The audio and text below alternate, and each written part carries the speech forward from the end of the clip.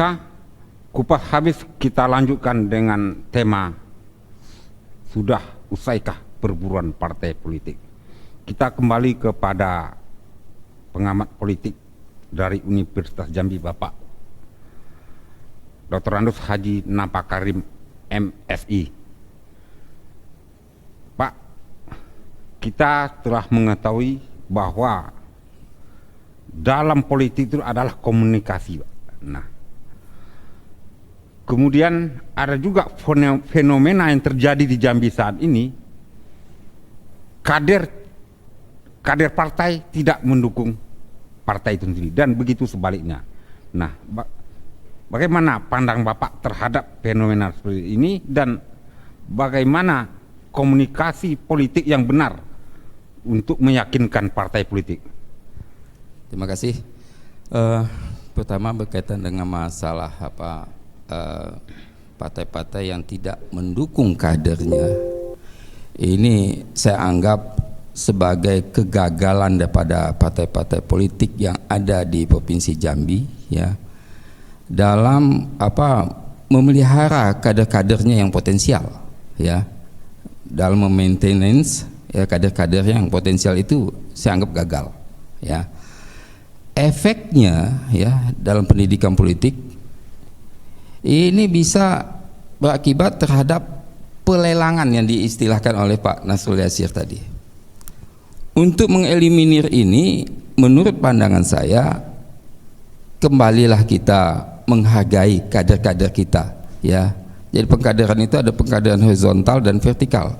Pengkaderan vertikalnya ini yang harus kita hargai, ya, prestasi-prestasi kader-kadernya itu, ya, jangan diabaikan. Akibatnya akhirnya pindah partai segala macam. Ini yang terjadi, ya. Pindah partai itu ya boleh dikatakan kalau istilah murtad politik itu, Pak, ya, murtad politik itu. Tapi zaman sekarang sah-sah aja. Kalau di Orde Baru itu sangat istilahnya itu sangat memalukan sampai pindah-pindah partai itu. Kalau sekarang biasa-biasa saja katanya pindah-pindah partai itu. Itu dalam pendidikan politik itu mencerminkan bahwa matinya ideologi dalam domain politik, ya. Kemudian komunikasi politik yang dilakukan, ya, tentu ya tadinya melakukan komunikasi pertama pada kader-kadernya itu terlebih dahulu. Kalau dianggap kadernya ini tidak bisa melakukan adjustment dengan keinginan-keinginan partai, ya, tentu komunikasi lebih lanjut adalah ke DPP, ya. Kalau ke DPP mengalami deadlock, ya, masih ada cara yang lain yang dilakukan. Kalau saya menggunakan istilah bergerak dengan menggunakan organisasi abstrak. Apa contohnya organisasi abstrak? Misalnya melalui NU, pimpinan Muhammadiyah yang bisa menekan DPP, atau melalui HMI, apalagi yang sejenisnya itu, ya. Itulah komunikasi politik yang mungkin bisa lebih efektif, ya, sehingga terjadi otak-atik lagi nih, ya. Yang dikatakan Pak Nasrul tadi belum harga mati nih Pak Fasa ini, ya. Mungkin komunikasi itu melalui license, ada penghubung yang bisa meyakinkan, ya, meyakinkan DPP. Nah, siapa pihak yang bisa melakukan persuasi, pressure kepada DPP? Inilah yang bisa, istilah saya, bisa menampilkan dia eksis di pendaftaran KPU nanti, ya. Ini pandangan saya. Kemudian tadi saya sedikit ada istilah, ya, ini tadi ada istilah sekolah partai, ya. Saya kurang setuju istilah sekolah itu formal, pendidikan formal. Mungkin training ya lebih halus lah, ya. Pendidikan formal SD, SMP, perguruan tinggi itu formal, sekolah itu nama. Tapi kalau itu training atau pelatihan itu lebih, ya, nggak elok dengannya sekolah, ya, kayak anak SD. ini kesan bagi saya, ya. Sekolah partai itu kalau bisa, ya, bisa diusulkan kepada pusat, jangan sekolah partai lah, Kemudian satu lagi, mohon maaf Pak Hasan Maburi, ya, dukungan seluruh partai itu tidak bagus juga. Kita mengharapkan dukungan daripada seluruh partai tidak bagus juga, karena tidak ada lagi oposisi, mati demokrasi kita, ya. Seperti zaman sekarang ini, ya, di Indonesia mati demokrasi kita Pak, ya, seluruhnya ya ke Jokowi, ya, mati demokrasi kita, ya. Jadi sebagian boleh lah, ya, tapi jangan seluruh partai memberikan dukungan. Ini tidak elok di dalam perkembangan demokrasi kita, ya. Itu saja, ya. Jadi partai terlalu gemuk dukungan, ya, menurut saya ya sudah mendapat batas terpenuhinya, ya, untuk bisa mendaftar di KPU aja sudah bagus lah, ya. Tidak perlu sampai gemuk-gemuk, betul lah, ya. Karena di dalam pemilihan gubernur ini yang menentukan itu figur, ya, bukan dukungan partai, ya. Figur yang lebih menentukan, ya.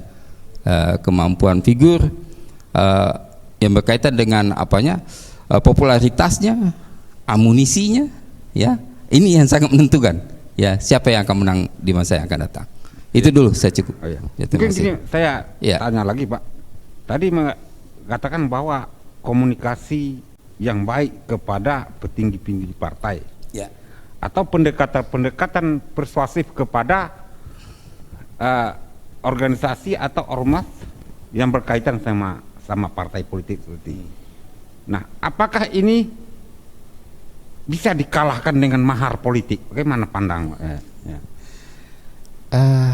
Saya kira itu tadi, ya, bisa, ini relatif ya Pak, ya, tergantung istilah saya, prinsip daripada masing-masing petinggi partai ini, ya. Tetapi dia bisa mengalah kalau ini berkaitan dengan ideologi partai, ya. Mahar ini bisa, cuma itu tadi saya katakan, sudah mati ideologi dalam domain politik. Jadi lebih menang mahar tadi Pak. Ya, lebih menang mahar tadi. Menang mahar. Oke, terima kasih. mungkin kita beri kesempatan kepada Bung Hasan Mabrori. Bung Hasan Mabrori,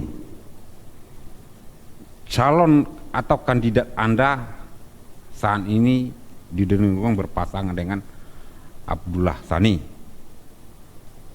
Nah, kemungkinan lobby-lobby politik itu nanti apakah bisa berubah pasangan ketika partai politik berubah?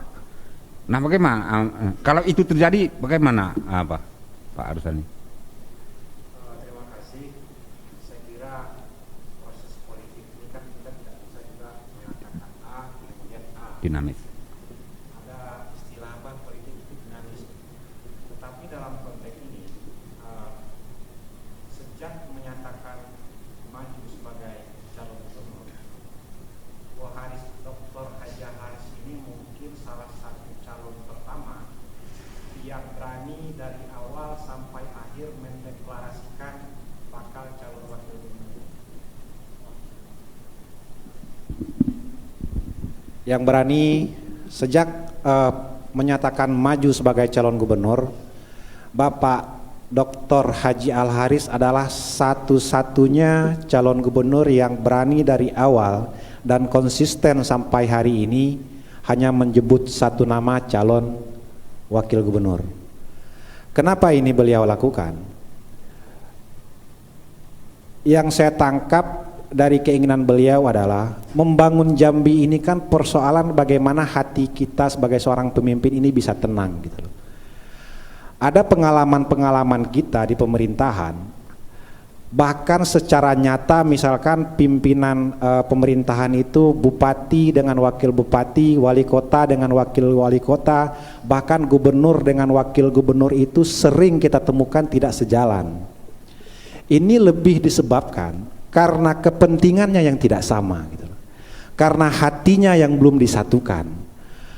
Mereka berpasangan hanya berpikir tentang kepentingan untuk yang didasari oleh negosiasi politik gitu. Tapi Bapak Dr. Al-Haris berkomitmen dan konsisten sampai hari ini, sejak kalau nggak salah itu sejak bulan Desember, beliau berkomitmen untuk tetap bersama Pak Abdul Hassani. Kenapa? Ada beberapa alasan, Bung Muhtadi. Yang pertama, di mata Al-Haris, Bapak Al-Haris, beliau ini hari ini menjabat Bupati Merangin 2 periode dan hari ini berusia 46 tahun. Kemudian beliau didorong oleh, anggaplah, beberapa kelompok untuk bisa memperluas ladang pengabdiannya untuk Jambi. Kemudian menyatakan maju sebagai calon gubernur Jambi. Mengelola Kabupaten Merangin tentu tidak sama dengan mengelola Provinsi Jambi. Karena cakupan wilayah lebih luas, masyarakat yang diurus lebih banyak, beban kerja pun akan jauh lebih berat gitu. Beliau membutuhkan seseorang yang secara psikologis, secara kepribadian itu sudah memiliki kematangan yang lebih. Kenapa harus beliau memilih Bapak Kiai Abdul Hassani? Yang kami pahami, Bapak Abdul Hassani ini pernah menjadi wakil wali kota Jambi. Kemudian beliau adalah dosen di IAIN STS Jambi, dulu IAIN, pernah menjadi kepala Madrasah Aliyah Laboratorium Jambi.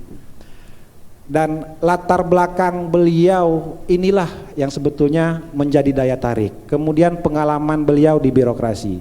Kemudian ketika memutuskan Bapak Abdul Hassani, ini betul-betul hasil istikharah beliau gitu.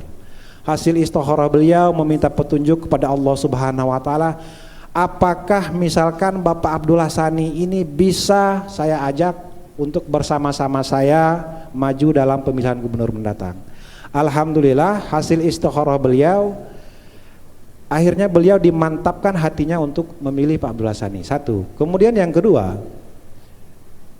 yang kami syukuri juga, yang disyukuri oleh Bapak Al-Haris, ketika nama Bapak Abdul Hassani ini dibawa ke partai politik, alhamdulillah sampai hari ini tidak ada satupun partai yang insya Allah akan mengusung Haris Sani ini melakukan penolakan gitu. Seluruh partai-partai ini alhamdulillah kita dilingkari oleh beberapa partai juga yang bernapaskan ulama gitu, bernapaskan Islam. Misalkan ada Partai Kebangkitan Bangsa, ada Partai Keadilan Sejahtera, mudah-mudahan akan bertambah 1 atau 2 partai nanti yang bernapaskan sama gitu. Semuanya menerima kehadiran Kiai Haji Abdul Hassani itu dengan baik.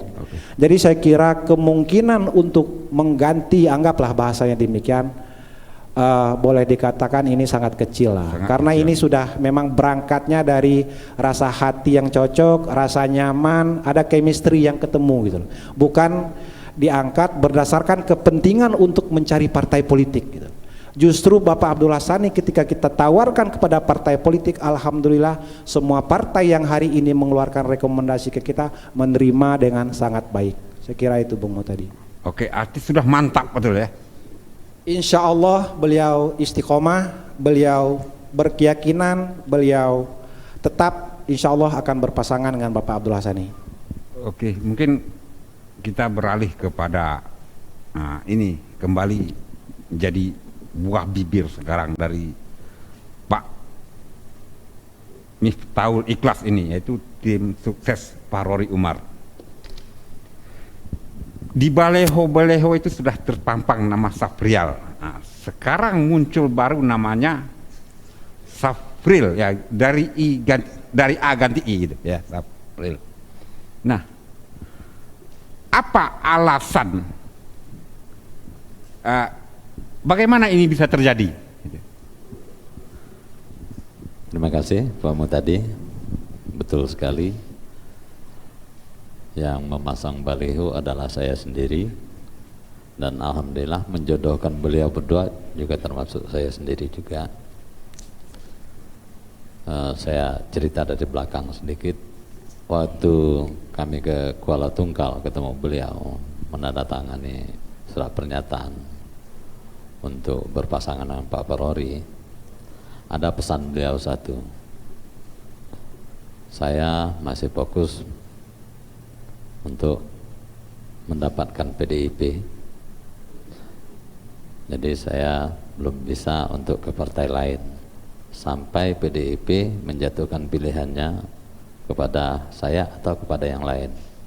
Kalau kepada yang lain nanti maka di situ saya akan tinggalkan mungkin partainya Itu pesan dari beliau. Nah, berangkat dari situ kita buatlah baliho, buat apa, karena memang kecocokan itu sudah sangat pas kalau menurut kami waktu itu.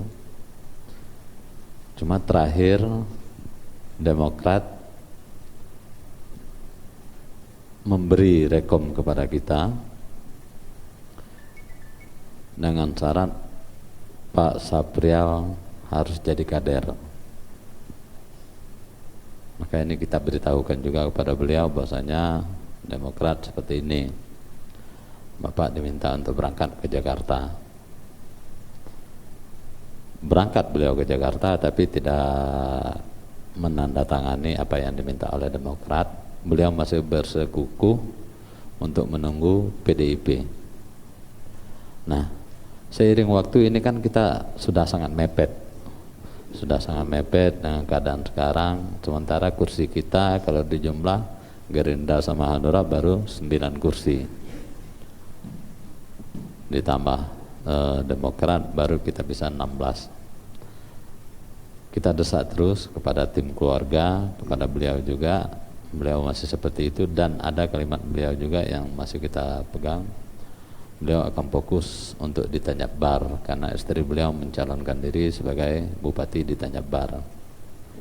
Melihat perkembangan ini, tentu kita tidak mau tinggal diam, menganalisa siapa kira-kira yang akan mendampingi Pak Parori. Alhamdulillah akhirnya ketemu sama S juga, Saprial dan Sapril gitu kan. Tapi berbeda wilayah dan berbeda jabatan. Kalau dalam pandangan kami, dalam analisa kami waktu mengambil Pak Sapril sebagai calonnya wakil Pak Gubernur dari Pak Parori, juga sangat menguntungkan kami, Mungkin kalau boleh kami cerita di sini, inilah nanti membawa Kabupaten Kerinci dan Sungai Penuh, termasuk masyarakat Kerinci yang ada di perantauan, saatnya menyatukan diri yang selama ini mungkin tidak bisa menyatu atau terpecah belah. Itu pandangan kita. Oke. Apakah penentuan berubah nama atau calon wakil itu karena permintaan Demokrat ya, atau permintaan Demokrat kalau you mau ke partai ini harus ini gitu, apa seperti itu? Ya, Demokrat kan pertama kemarin kita buka di sini memang mungkin Pak Parodi yang akan jadi kader pertama dulu waktu Demokrat, tapi terakhir waktu pas Gerindra apa, sebenarnya Demokrat ini udah duluan, tapi rekomnya aja yang keluar belakangan. Pak Parodi akhirnya kita diminta untuk ke Gerindra sebagai kader dan Pak Saprial untuk jadi kader di Demokrat gitu. Nah, ini yang belum bisa Pak Saprial ikuti gitu. Oke. Tadi artinya kalau kita baca ada rasa pesimis PDIP itu dapat Saprial. Seandainya nanti PDIP jatuh pilihan kepada Saprial, apakah berubah lagi? Ini pertanyaannya agak sulit juga dijawabnya. Tapi yang jelas, insya Allah mudah-mudahan perubahan itu tidak ada lagi. Tidak lagi. Ya, tidak ada lagi. Karena ini juga sudah sangat mepet dengan waktu untuk pendaftaran. Jadi sudah Pak Sapril dan Pak Parori ini rasanya sudah 95% lah. Oke, artinya goodbye Saprial gitu. Oke. Yang katakan goodbye Bapak. Saya. Mungkin kita beri kesempatan kepada Bung Indra Armandaris bahwa kendaraan politik Cendra rasanya sudah sangat optimis dan yakin itu 100%. Ada selentingan yang kita dengar bahwa calon Anda juga melakukan pendekatan kepada P3. Nah, sejauh mana, apa benar atau sejauh mana yang harus seperti ini yang dengar? Baik, saya artinya melihat ya bahwa apa yang disampaikan oleh Pak pengamat politik tadi, kemudian yang disampaikan oleh saudara kami perwakilan dari kandidat Al-Haris dan kandidat Pak Parori ini menarik, termasuk pertanyaan yang disampaikan oleh host Kupas Habis. Saya menganggap yang terjadi hari ini adalah dinamika politik. Artinya di politik sah-sah saja ketika ada partai tidak mendukung kadernya, ketika ada kader yang menggunakan partai lain. Ini dinamika politik. Jadi tidak ada yang haram di politik.